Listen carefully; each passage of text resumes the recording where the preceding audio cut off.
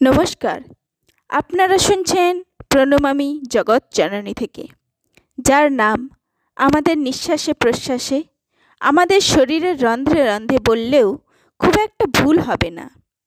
এই ভারতের মহান পথপ্রদর্শক তিনি।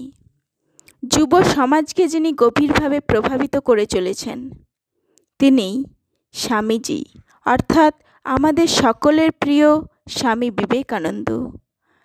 আমাদের প্রত্যেকের জীবনেই কিছু স্মরণীয় ঘটনা থেকে থাকে।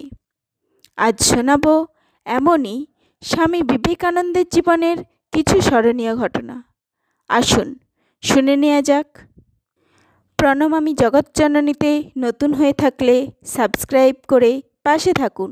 এরকম ঠাকুর, মা, স্বামীজি ও বিভিন্ন ঈশ্বর সম্বন্ধীয় নতুন তথ্য ও তত্ত্ব জানতে লাইক ও কমেন্ট করুন, কারণ আপনাদের উৎসাহই আমায় অনেক মোটিভেট করে। আসুন তাহলে ঠাকুর, মা, স্বামীজির চরণে প্রণাম জানিয়ে শুরু করি আজকের পাঠ ও আলোচনা। নরেন্দ্রনাথের মা ভুবনেশ্বরী দেবী ছিলেন একজন মহীয়সী নারী। স্বামী বিবেকানন্দ পরবর্তীকালে বহুবার বলেছেন, আমার জ্ঞানের বিকাশের জন্য আমি মার কাছে ঋণী। তার শিক্ষা দেওয়ার পদ্ধতি ছিল অদ্ভুত। একটি ঘটনা থেকে তা বোঝা যাবে। স্কুলে একদিন বিনা দোষে নরেন্দ্রকে শাস্তি পেতে হয়। ভূগোলের ক্লাসে নরেন্দ্রনাথ সঠিক উত্তরই দিয়েছিলেন, কিন্তু মাস্টারমশাইয়ের মনে হলো তার ভুল উত্তর। তাই তিনি নরেন্দ্রকে শাস্তি দিলেন। নরেন্দ্র বারবার প্রতিবাদ করলেন, আমার ভুল হয়নি, আমি ঠিকই বলেছি। কিন্তু এতে মাস্টারমশাই আরও রেগে গেলেন।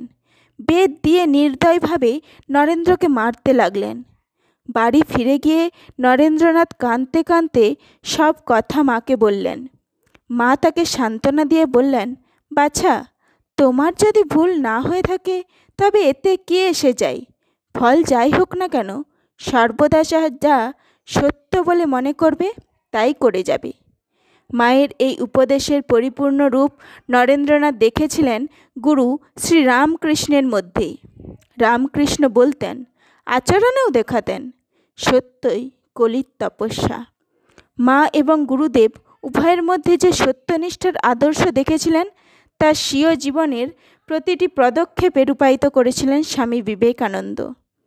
পরবর্তীকালে তাই বিবেকানন্দের কাছে থেকে জগৎ শুনেছে মহাবলিষ্ঠ এই বাণী, সত্যের জন্য সব কিছু ত্যাগ করা যায়, কিন্তু কোনো কিছুর জন্যই সত্যকে ত্যাগ করা যায় না। ভুবনেশ্বরী দেবী নরেন্দ্রনাথকে আরও একটি শিক্ষা দিয়েছিলেন, আজীবন পবিত্র থেকো, নিজের মর্যাদা রক্ষা করো, কিন্তু কখনো অন্যের মর্যাদা লঙ্ঘন করো না। খুব শান্ত হবে, কিন্তু আবশ্যক হলে হৃদয় দৃঢ় করবে। মায়ের এই শিক্ষাগুণে ছোটবেলা থেকেই স্বামীজি শিখেছিলেন কিভাবে আত্মসম্মান রক্ষা করে চলতে হয়। অপরকে যথোচিত সম্মান দিতে তিনি সংকোচ করতেন না। তেমনি অনর্থক কেউ তাকে অসম্মান করবে, তাও তিনি বরদাস্ত করতে পারতেন না। বালক নরেন্দ্রনাথকে একবার তার বাবার বন্ধু অযথা তুচ্ছ-তাচ্ছিল্য করতে থাকেন। বাড়িতে মা বাবা কখনোই নরেন্দ্রনাথকে ছোট বলে অবজ্ঞা করেননি। নরেন্দ্রনাথের কাছে এরকম ব্যবহার তাই নতুন। অবাক হয়ে তিনি ভাবলেন, কি আশ্চর্য, আমার বাবাও আমাকে এত তুচ্ছ মনে করেন না, আর ইনি কি না তাই ভাবেন? আহত সর্পের মতো সোজা দাঁড়িয়ে দৃঢ় কণ্ঠে নরেন্দ্রনাথ বললেন, আপনার মতো অনেকে আছেন যারা মনে করেন ছেলে মানুষ হলেই বুদ্ধি বিবেচনা থাকে না। এ ধারণা কিন্তু নিতান্ত ভুল। নরেন্দ্রনাথ অত্যন্ত চটে গেছেন দেখে সেই ভদ্রলোক নিজের ভুল স্বীকার করেছিলেন।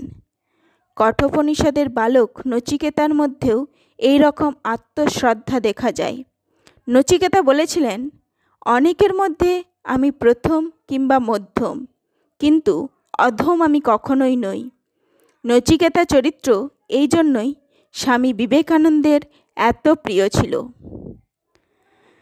নরেন্দ্রনাথের বাবা বিশ্বনাথ দত্ত মুক্ত হস্তে দান করতেন।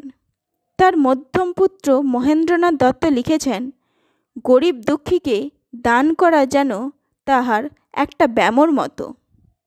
পাড়ায় তার নাম হয়েছিল দাতা বিশ্বনাথ। কারো অর্থকষ্ট দেখলে তিনি নিজেকে সামলাতে পারতেন না। দূর সম্পর্কের অনেক ছাত্র তার বাড়িতে থেকে তারই খরচে পড়াশোনা করত। পাড়া প্রতিবেশী কেউ অভাবে পড়লে তিনি জানতে পারলেই তাকে সাহায্য করতেন। এ ব্যাপারে তিনি ছিলেন সম্পূর্ণ বেহিসেবি। তার এই নির্বিচার দানের সুযোগে অনেক নেশাখোর এসে তার কাছ থেকে টাকা নিয়ে নেশা করে বেড়াতো। একদিন নরেন্দ্রনাথ বিশ্বনাথবাবুর দানের এই রকম অপব্যবহারের কথা তার কানে তুললে বিশ্বনাথবাবু তাকে বলেছিলেন, জীবনটা যে কত দুঃখের তা এখন কি বুঝবি?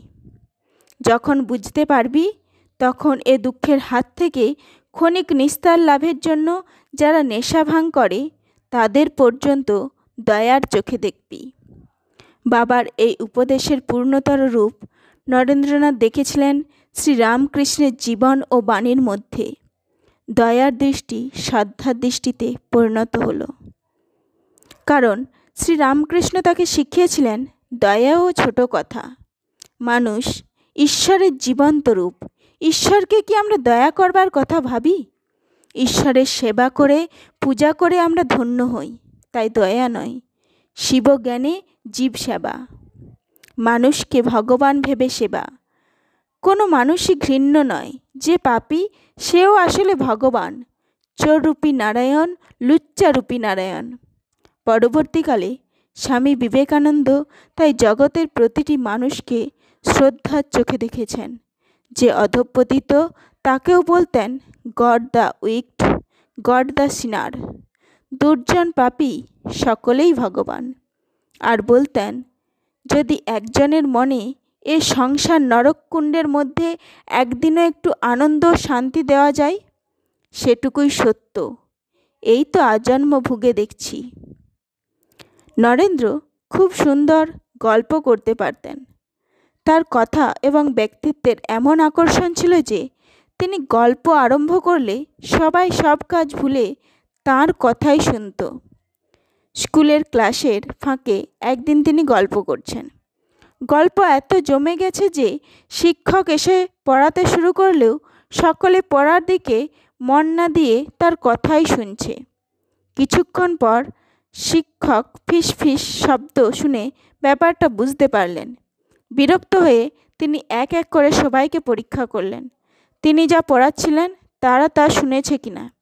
কেউ উত্তর দিতে পারল না, কিন্তু নরেন্দ্রর মন ছিল দুমুখ। গল্পের ফাঁকেও তিনি মনের একটা অংশ পড়ার দিকে রেখে দিতেন।